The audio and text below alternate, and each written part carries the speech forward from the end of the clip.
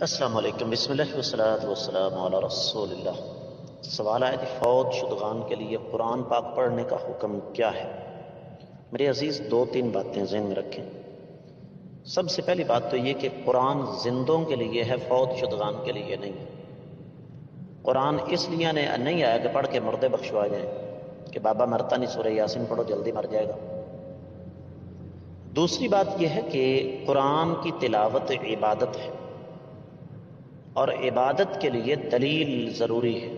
یہ جو کہتے ہیں جی منع کہاں ہے، ان بیچاروں کو شریعت کے اصولوں کا علم نہیں ہے۔ عبادت میں بنیادی اصول یہ ہے کہ آپ اپنی مرضی سے کوئی عبادت نہیں کر سکتے۔ 5 سے 6 نماز نہیں پڑھ سکتے، فرض فجر کے 2 فرض ہیں، تیسرا نہیں پڑھ سکتے۔ ایک سجدے میں، ایک رکعت میں 2 سجدے ہیں، آپ تیسرا نہیں کر سکتے۔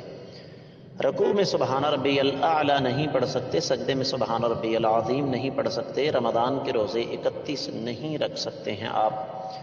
زکوٰۃ جن چیزوں پر فرض ہے ان کے علاوہ کسی اور چیز کی زکوٰۃ نہیں دے سکتے۔ حج ذی الحجہ کے مہینے میں ہے، اور 8 سے لے کر 13 ذی الحجہ تک ہے، آپ اس سے آگے پیچھے نہیں کر سکتے۔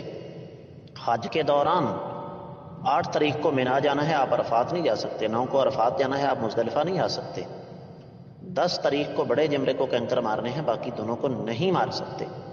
تو دوسری بات جو سمجھانا چاہتا ہوں وہ یہ کہ عبادات توقیفی ہیں، عبادات میں اپنی مرضی نہیں چلتی۔